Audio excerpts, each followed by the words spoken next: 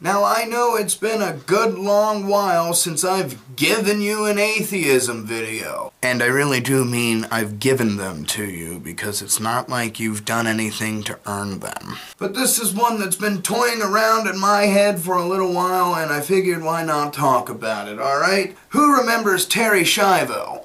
Of course none of you remember her. So anyway, even though it all started back in the 90s, the Terri Schiavo case didn't gain much media attention until the mid-noughts. So here's what happened. Terri Schiavo was in a persistent vegetative state, and there was a lot of discussion over whether or not she was a living, breathing person, whether or not she really was watching that balloon and giving us a crooked smile, or whether she was actually brain dead and would never recover. But if you asked the typical Christian, she is alive. The tube should be kept in. You call that living? It's not up to us to decide whose turn it is to die. Well, sure, but if that's what you call living, I'd want to die. Anyway, her husband won the case over her parents to have the feeding tube removed, and 13 days later she died of renal failure. Shortly after that, an autopsy proved that parts of her brain weren't there.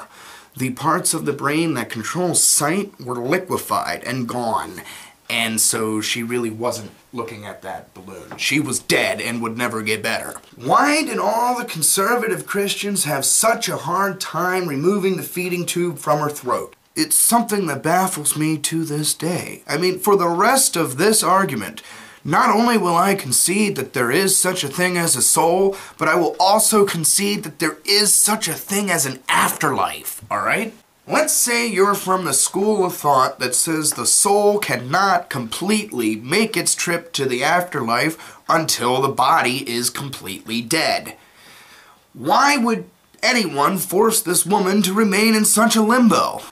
Let's say that you're from the school of thought that says that once her body fails to work, the soul is already there. The soul goes on its trip to the afterlife forever. If you're from that school of thought, why keep the body alive? So it doesn't make any sense for Christians to stand up there and say, well, don't kill her, and well, that's what none of us called it that. We were calling it allowing her to die. Which, that's fair, I guess. So we can't call it that. But honest, this all happened so long ago. What's your point? The point is that one thing that all of these Christian scholars like to spout out at us is something called objective morality. Which means that if things are wrong, they're wrong across the board. Some things are wrong, and they'll always be wrong. And if that's the case, then why was the debate on the Terri Schiavo case so divided? So let's say that such a thing as objective morality exists. And in a case such as the Terri Schiavo case, and just between you and me, there are cases like this going on every day.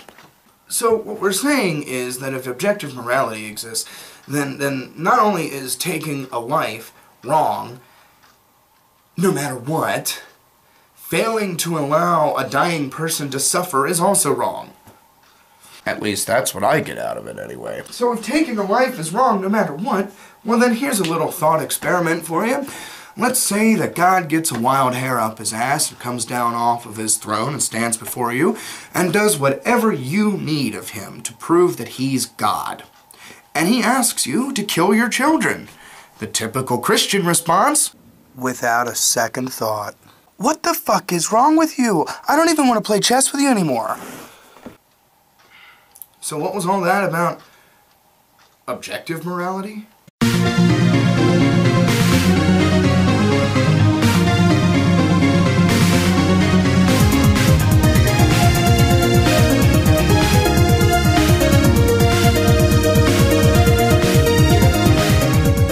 And then just a little aside here, I have another friend who's also been a long-time subscriber of mine. His name is White Tiger and a bunch of numbers. I can't remember the numbers. But he's a bright kid, he speaks with a southern drawl, and he's speaking on atheism and shit. So go check him out too while we're at it.